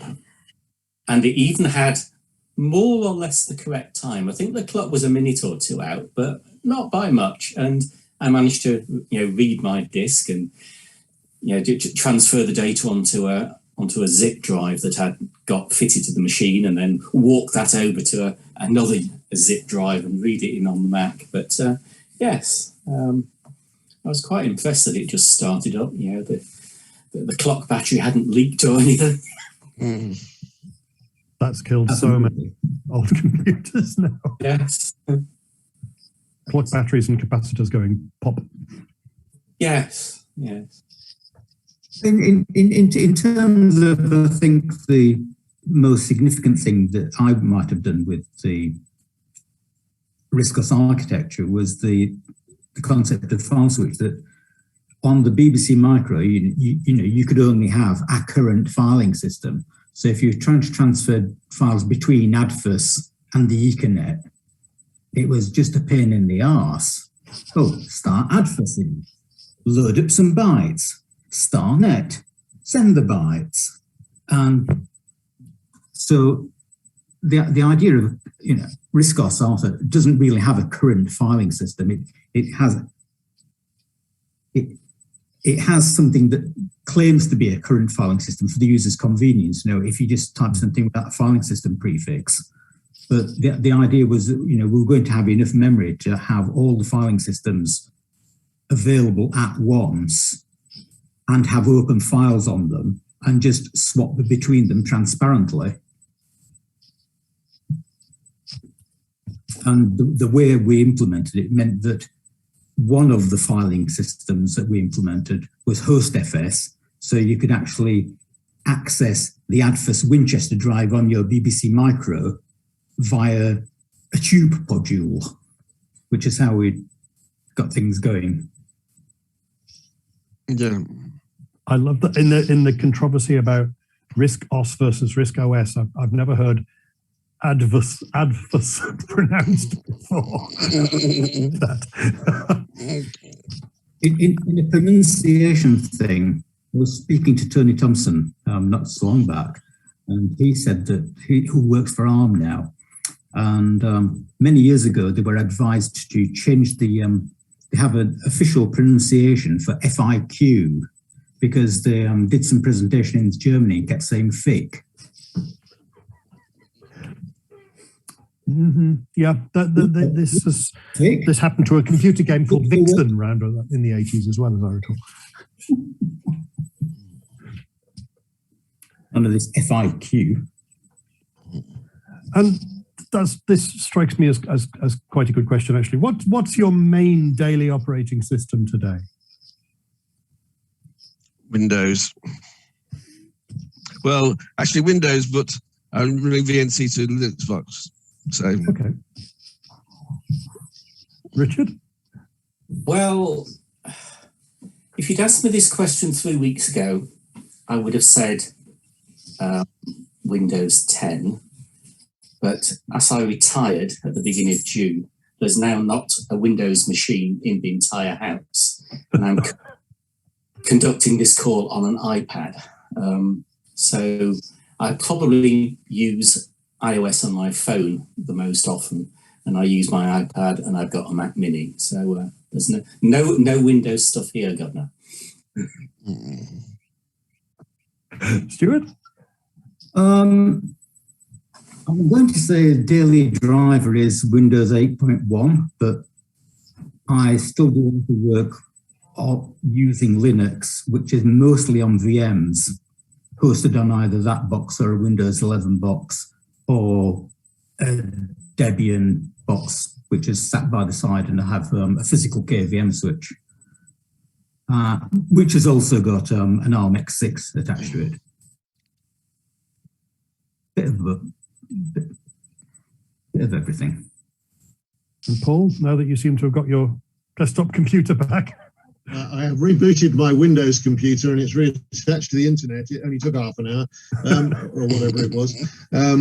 So it depends what I'm doing. If I'm sat in my office doing stuff online like this, then I'm using Zoom and PowerPoint on Windows, because I'm supposed to be retired, but I spend a lot of my time teaching and teaching astronomy and astrophysics to anyone who'll listen, anyone from kids doing GCSE upwards, really. And in fact, about a quarter of my time I spend trotting around the world for Cunard Line, lecturing on stargazing and astronomy on their cruise ships. I'm off on Wednesday over to Canada to jump on the Queen Elizabeth and go up to Alaska for a week, talking planetary science and snowball Earth and you know, just astronomical things. You have a YouTube channel. I've got a YouTube channel with about 100 videos on it. Yeah, so that's all done with Windows. Rest of my time I spend on my iPhone or my iPad using iOS, which is brilliant. I mean, Windows is a hateful thing, but I have to use it because other people use it, and I sometimes have to do my presentations on their computers, not my own, and so on and so forth. So you just, you know, have to make it work. But I have exactly the same problem with it that Stuart described, which is I pack my laptop up for these jaunts when I'm going off cruising, and you get somewhere and you turn it on and it says installing updates 1 of 32, and you think, well, that's good. There's 250 people stood in front of me expecting a lecture in 5 minutes. How long is this going to take? So I have to go to extreme lengths to try and avoid that. And like the man said, turn it on 4 hours beforehand just in case, because it can be a nightmare. And I wish it wasn't. But I've done some software development in the last year, and I was using Visual Basic and Visual C++ on the PC for that, and then porting the resulting algorithms that I've developed over onto ARM assembler to bury into some funny little sensor. I was doing lots of FFTs and so on in assembler using the VFP and so on, and also at the same time working with the Raspberry Pi and doing updates on the compiler. So a bit of everything, really. That's still pretty hands-on. Yeah, for being retired, you know, watch out, Richard. You'll never get away from it, you know. Well, there's a very long job list. Yeah. I think we both know who wrote that.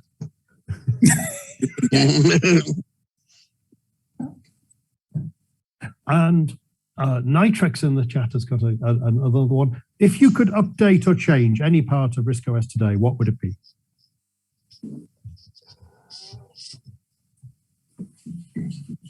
Stun silence. Well, I haven't really used RISC OS in its new guises of RISC OS 5 or 6 kind of thing. So I'm not sure exactly what things have been added. I mean,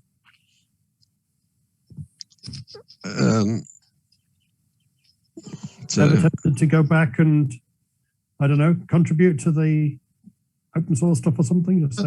I think one of the places where I feel it's gone a bit wrong or slightly deviated from the way I thought it ought to work. It's very arrogant of me, but there's a sort of slight mismatch between pinning things onto the desktop backdrop versus opening filer viewers and things on the icon bar, and it's not quite tidy.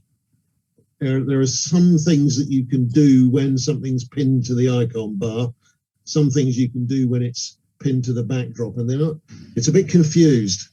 So I don't know what the answer is, but I know that that's the thing I'm not happy with. It just feels slightly wrong. And of course, Windows has copied that as well. It's got everything all over the both of them as well, and there's no rationale between why something's pinned to the icon bar and why it's pinned to the backdrop. I'll tell you one thing I wouldn't change about RISC OS is the dragging stuff between windows, because we get it right. Yes, and the fact that if you breathe on a window, it doesn't jump to the front. Are you moving a file or copying it? I don't know. Oh, it's on a different device. You must be copying it. Yeah, that does my head in. The fact that I can't tell by looking whether I'm on the same drive or not on Windows. And you think, well, I've dragged it from here to here. I wonder what it's going to do. Oh, it's made a copy of it. Well, I didn't mean to do that. I meant to move it. So there used to be some clever logic in Mac OS back in the Mac OS Classic era, that if you drag it to the same part of the same disk, it would move it. But if it was a different disk, it would copy it. Yeah. But you had to know this, and so people found the behavior unpredictable, and it ended up getting taken out. That's what Windows does now, and it just confuses me. And Stuart will appreciate this one. Copy looks newer.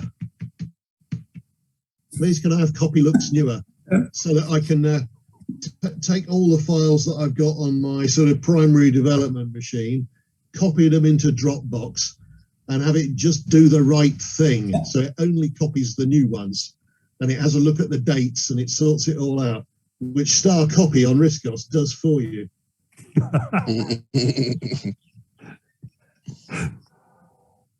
I think, speaking of nostalgia, I came across something the other day that might amuse. I'll put it in the chat. Somebody has programmed a set of TrueType fonts that looked like the old Mode 7 fonts from the BBC Micro. So if you liked the crisp, slightly square text, you can now have that at any size you like. Sorry, I think I interrupted Stuart there. Or was it Stuart? No, but I was going to say something else about the text. One thing I would change about RISC OS is something seems to have gone wrong with the system.fix metrics since I gave them to Neil many, many moons ago. That some of the characters aren't wide enough to fill the character box. But they were in 1990. Because system.fix is something that I came up with because having done Pipe Dream, which is a program that supported both VDU and fancy fonts, with completely different code paths, because people wanted the crisp mapped fonts on the low resolution screens. I thought to myself, why don't we have a bitmap fancy font that exactly replicates the BBC system font? And so I knocked one up and gave it to Neil, and that was that. But somehow the metrics seem to have been corrupted over the years. And so they act a bit proportionally at times when you don't want them to, bastards. Well, you know, it's about a third of a century ago, to be fair. Well, speaking of VDU fonts, Tim, do you remember what you said to one of the managers at ACOM when they asked you what standard the character set was? Can't remember. It probably said BBC Micro standard or something. No, Arthur Askey. Oh, right, yeah. Very good. All right, now if I can invite Brian, our host, back onto the metaphorical stage here. I think we're at about the hour-and-a-half mark now, and that's normally the point where there's a quick break before questions and answers. What do you think, Brian? If anyone wants a break, or if they just want to dive into general questions, I mean, it's not so bad these days because everyone's sitting at home. They don't so much need a break because they can if they want. But yourself had a lot of tea. Yeah, exactly. So, He's having his Weetabix. Does he have 3 Weetabix? Because then he can exactly 3 shredded wheat.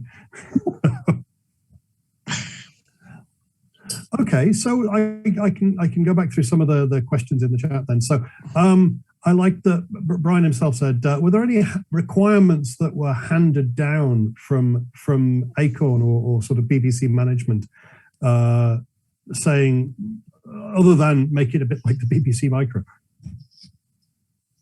Absolutely none.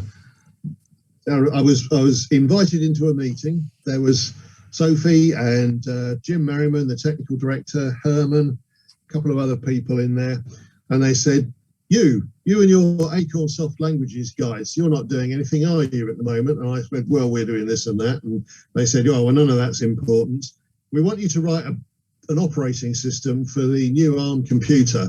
Make it just like the BBC Micro. You've got 5 months. Can you do it? That was it. That was the instructions. I said yes and went away and we got started. We had various people come to see us, as Stuart already said, asking us, questions, which we managed to duck, fob off and evade quite successfully, such as, when are you going to start writing it all in C? And it's like, well, just the other side of never. And use the excuse of, oh, we're still doing the device drivers, I mean, thus the whole thing was device drivers. As far as we were concerned. And, we had other people from other groups coming in and saying, oh, well, is the operating system going to be, doing messages or virtual memory or whatever their pet thing was? And it was mostly my job to bat them off with a cricket bat and make them go away so that they didn't bother the guys that were doing the real work, because otherwise we'd never have got it done, because that sort of thing is the enemy of progress. Is every man and his dog thinking it's going to do it all like the Macintosh, which you think, no, it isn't. It's clearly not going to do it like that.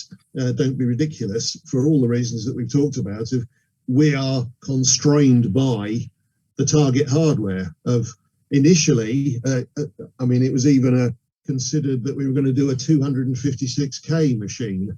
As it was, that never manifested itself. It would have been an A302.5, but the A305 was the base machine. So. Someone's just asked who came up with the RISC OS palette. That was me. That is the RISC OS palette, not the Arthur palette, which was interesting to say the least. Well, the Arthur palette was dictated by the way that VidC worked, really. How come? Yeah, the blue mouse colours, that was me. I liked blue on yellow. It's like the PMF directory in the kernel. It's all his fault. Yeah, anything that's in there is me. So there's a lot of bits of palette and some bits of I2C that I did, and a few other odds and sods, really, because I was too busy using the cricket bat to keep management away. Seems to have succeeded.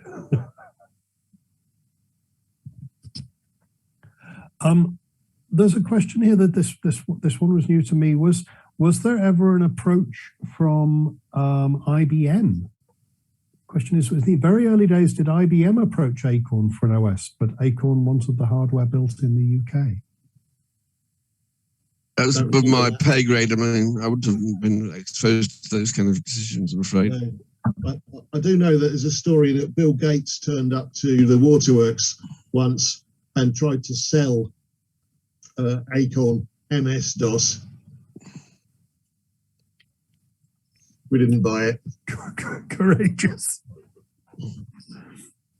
Well, what did the Master 512 come with? Was that Digital Research DOS Plus, I think? Closest thing to a PC-compatible Acorn, I remember. Yeah. That was because it was cheap. As in free, whereas you'd had to have paid a license fee for MS-DOS at that point. And so they had DR-DOS for the emulator on the PC emulator, but the PC emulator was another one of those things, really, in Acorn that actually just wasted time and money. It was done because people were worried about the need to be PC compatible, but it never was going to be compatible enough to mean that you could sell an Archimedes instead of somebody buying a PC. And really the sort of the end game that killed Acorn was when there was a switch in purchasing in UK education away from buying Acorn Archimedes based machines over to buying IBM compatibles. And it was mostly, I think, down to sort of the influence of we'd sold all the machines you could possibly sell into the art department, the creative design, CAD, whatever you call it, engineering drawing departments, the maths department. They'd all got Acorn Archimedes. And the next growth phase was going to be trying to sell them into business studies. That's when the school governors said, no, you're going to put machines into the business studies department. They need to be compatible with the ones we have in our office. Therefore, they've got to be IBM. And that was really quite the sort of turning point where we started to lose out. And I don't think the PC emulator or the PC expansion boards or any of those things for the Acorn machine were ever worth doing, because they were all a sop to try to convince people that they didn't need to buy an IBM because our thing could be as good as an IBM, where what we should have been doing was selling it as vastly better.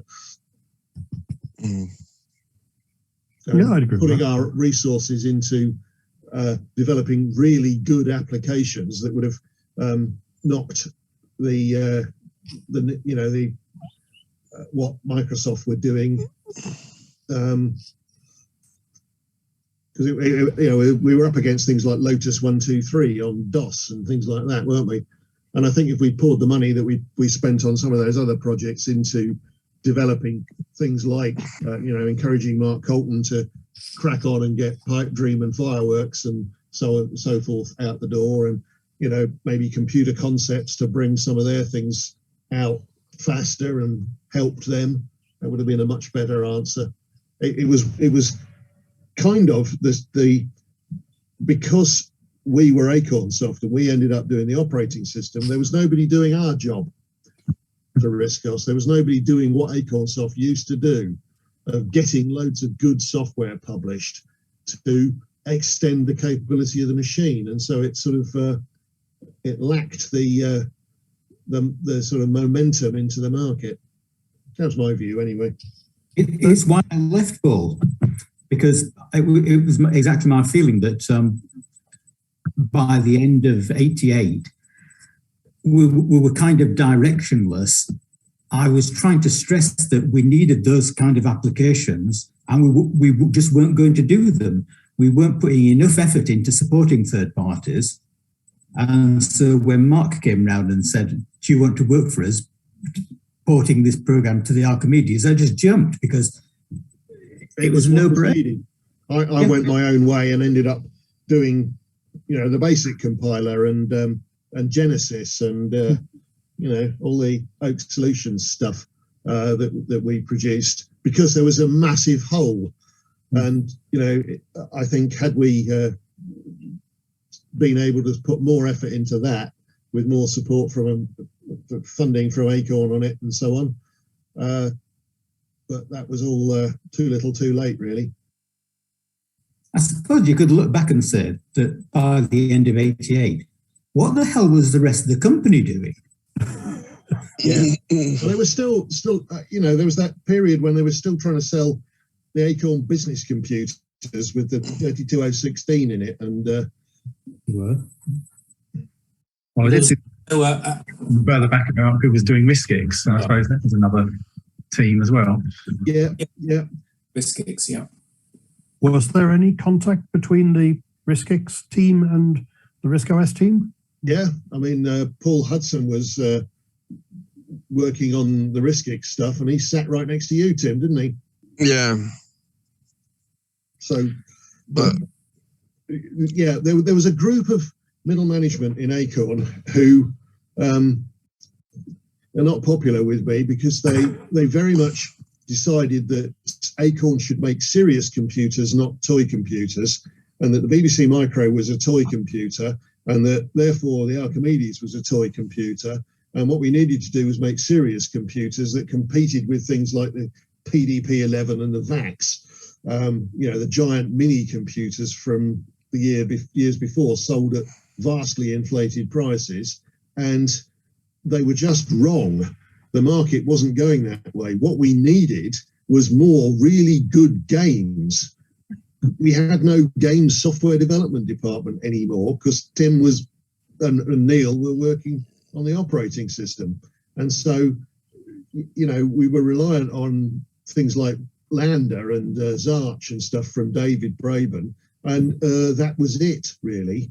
What we could have done is some really mega games that would have kept us in there, because we got completely squeezed from one side by the IBM machine, like I've said, and the other side was Nintendo and PlayStation and Game Boy and all of that came crashing into the games market, which had been Acorn's bread and butter, really, between that and the education market. And so, to a certain extent, yes, we were a toy games computer company, and we'd forgotten and made our machines too expensive, too complicated. We're building, investing in PC emulators and RISC-X and all the rest of it because there was this belief we should be making computers just like everybody else. But we were never going to compete by trying to make things just like everybody else. What we should have been doing was making them smaller, faster, cheaper, and better, which is where we'd come from. But there was a group of people that believed that was the wrong direction. And I'm not bitter and twisted about it anymore. Sure. I remember going to one meeting, Stuart, again, you'll remember this.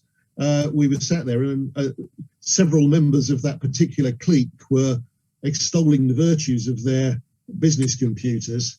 And I asked the question at the end of the presentation, how is the new ARM processor-based machines going to influence that? And the answer was, the ARM, don't worry about that. That'll only ever be used in washing machines and cruise missiles. Well, it is used in washing machines and cruise missiles now, but the point was not that they were right eventually, but that they were dismissing the use of it in desktop computers right then. And this was the middle management in the marketing and product group. And they all thought that the ARM was never going to get into mainstream computing. How wrong they are, because it's in every Apple machine, phone, and everything in the whole world. And Steve Ferber said it right a few years ago now. He said, did you know that more than 50% of the mathematical computations that mankind has ever done have been done by an ARM processor? Wow. I think that's what we're proudest of. Yeah. I think that's a pretty good statement.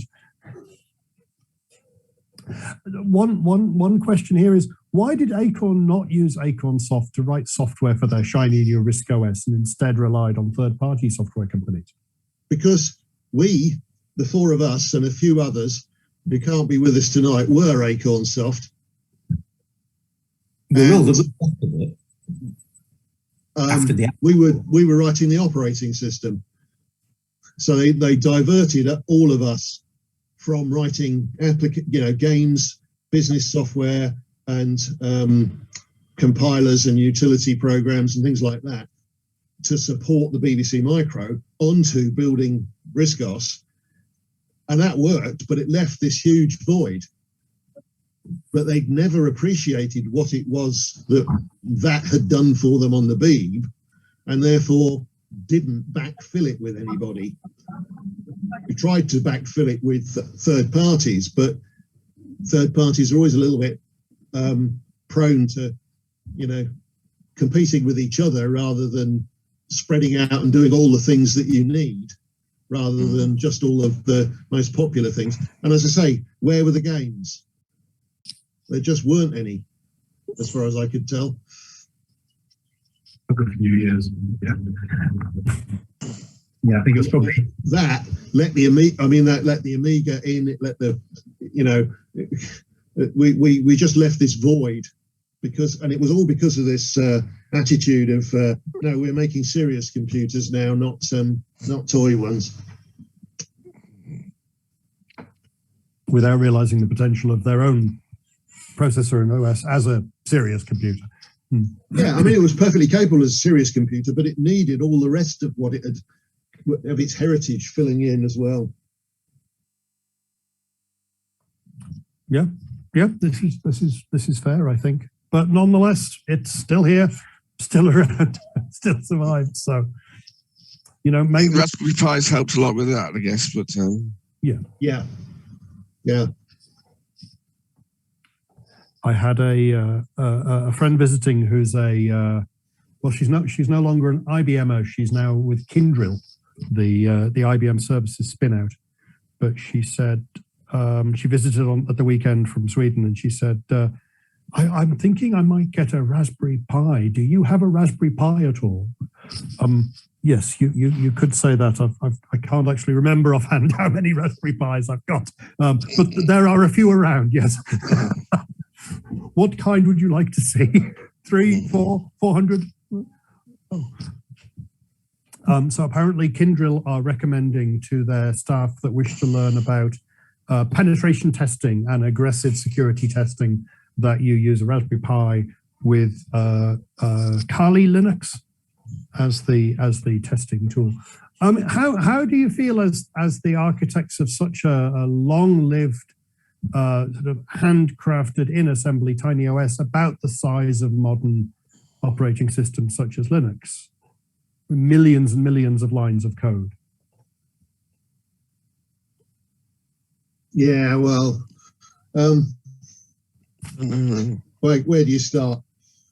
The compactness and the speed of booting are a thing that I was still very pleased with for RISC OS. It's just you turn your Raspberry Pi on and it works straight away. You can't do that with the other operating systems, but to some extent I've got sympathy for things like Linux, where it's trying to support so many different hardware platforms and combinations of systems that you can understand a certain amount of sort of code bloat. I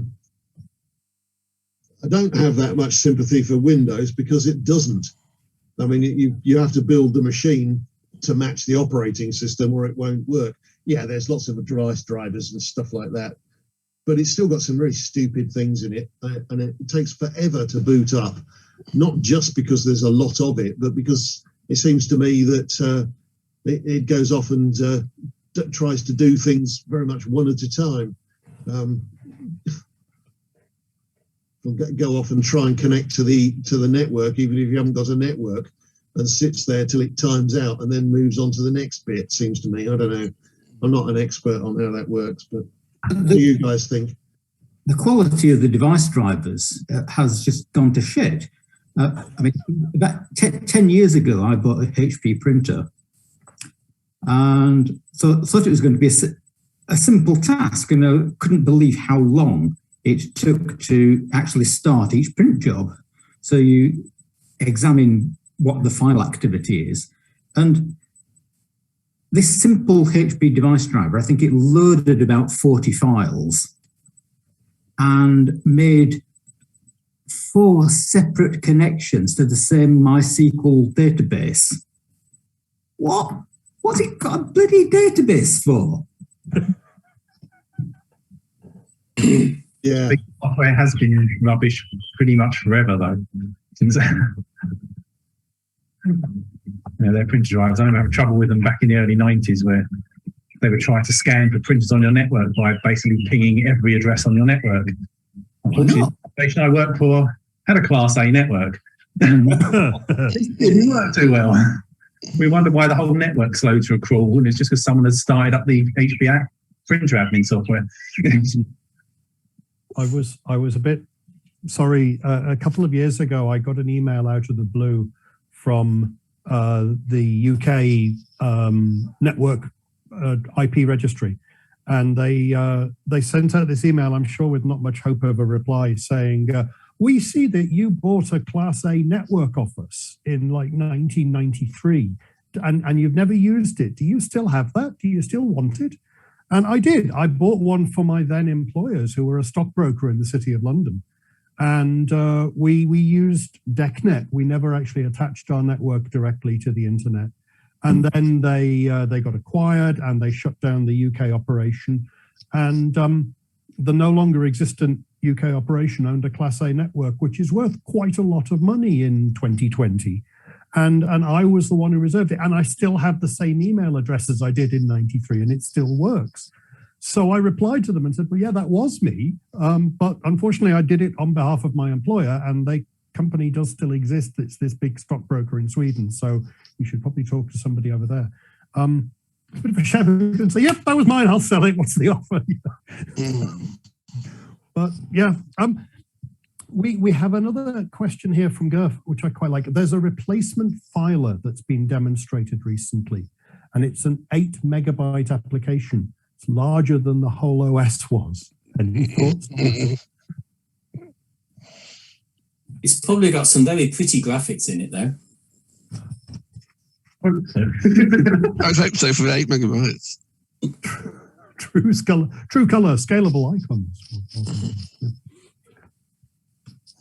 When the developers started posting questions on the RISC OS forums, I said, oh God, you're writing Windows Explorer, aren't you?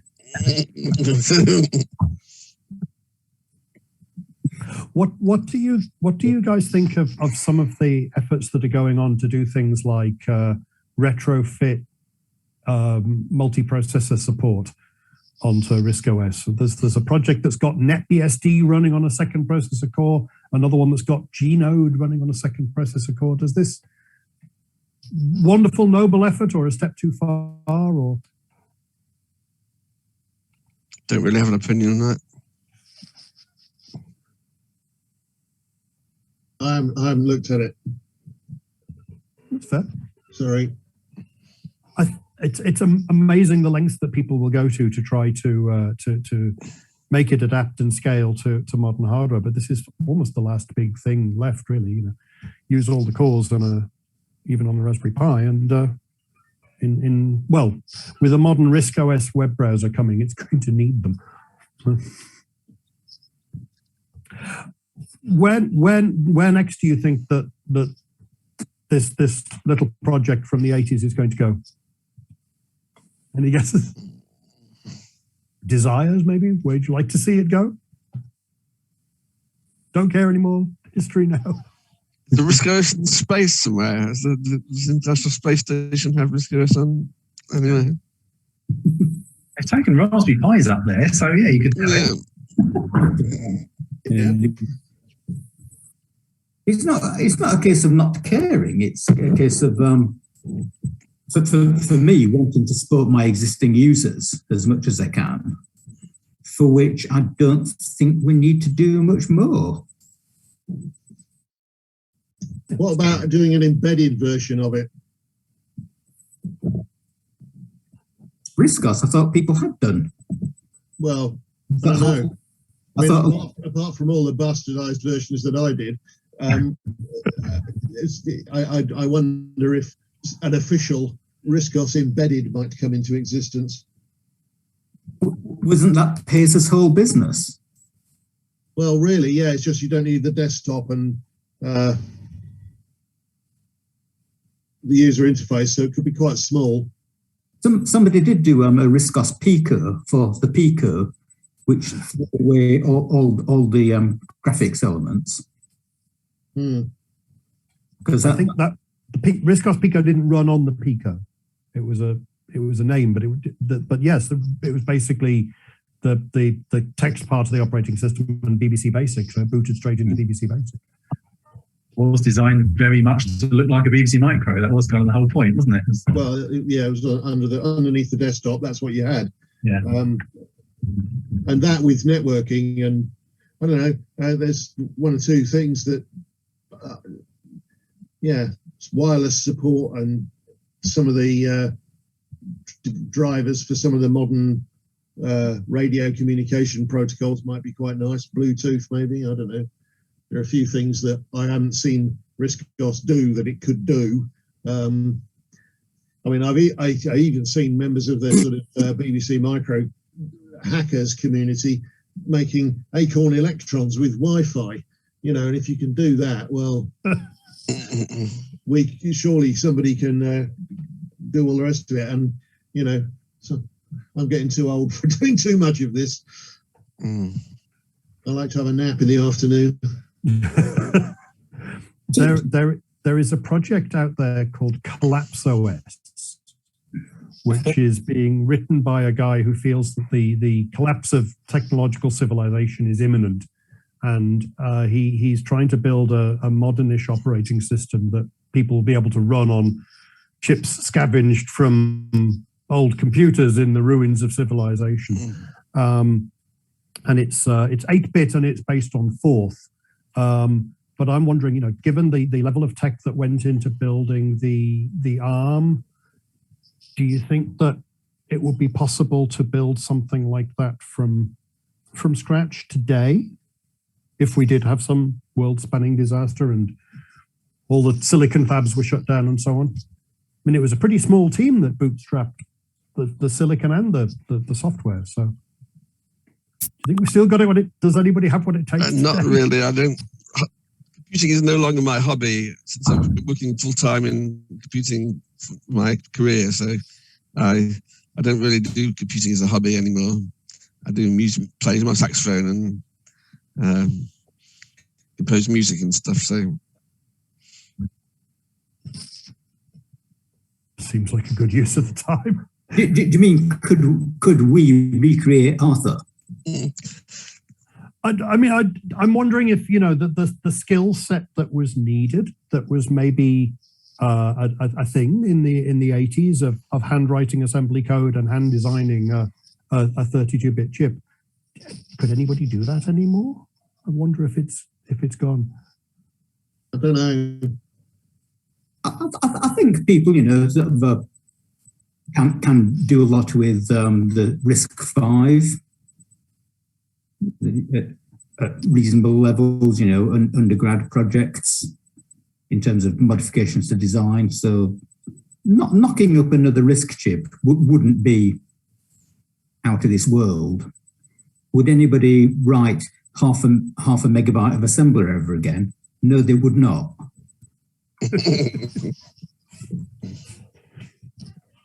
I worked for a while for Novell, or rather for SUSE, who at one point owned by Novell, and it still showed in the network.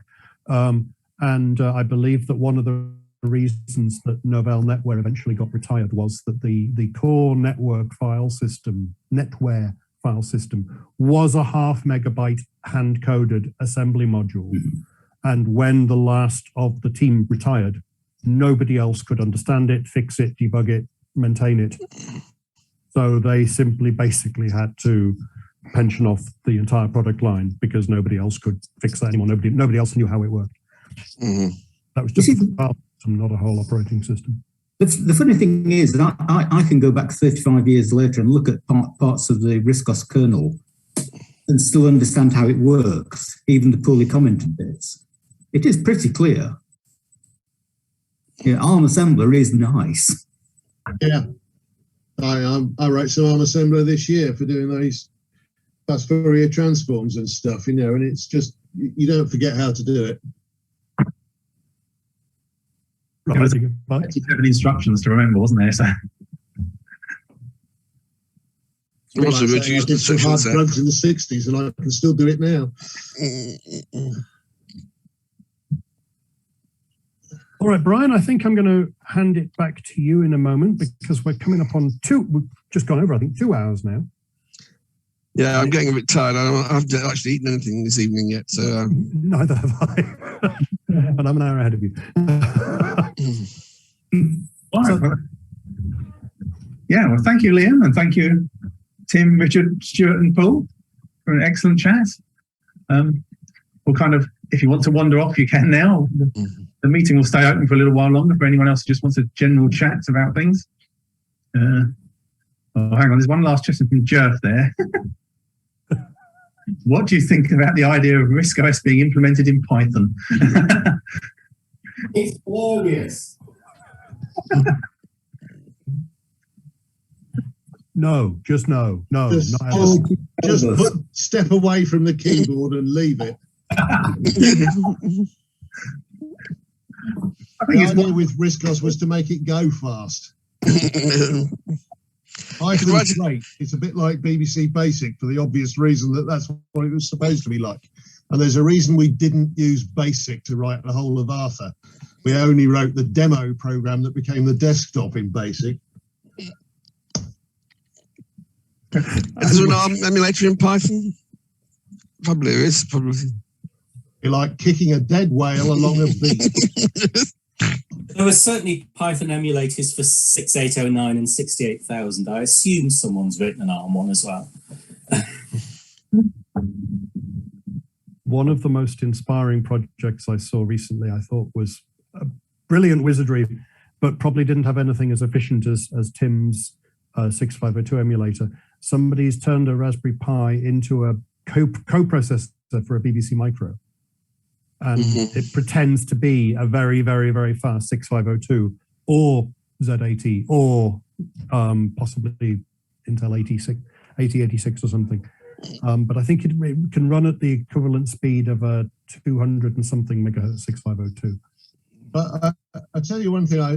When I was doing this work on my BASIC compiler, the ABC, the BASIC compiler, is written in BBC Basic. So I wrote it and then compiled it by running the source code of it in the interpreter, feeding it to itself and producing a machine code version out the end that I could then use going forward. So it's, a basic self-booted BASIC.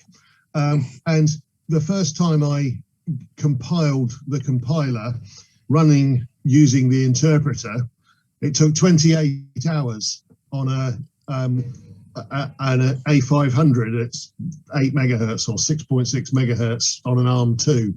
So 28 hours to compile itself. And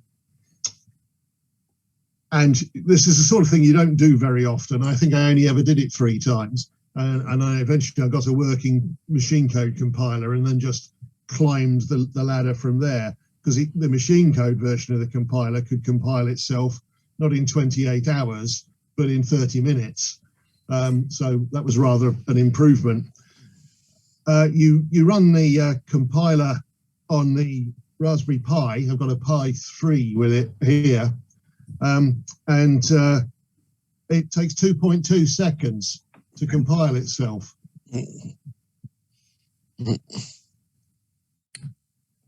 That's a substantial speed up. Yeah.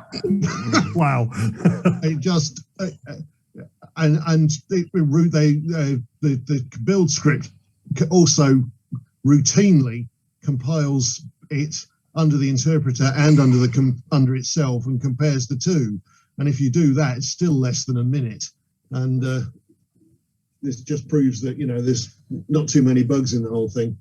But unbelievable how fast the machines are these days when you're running efficient software.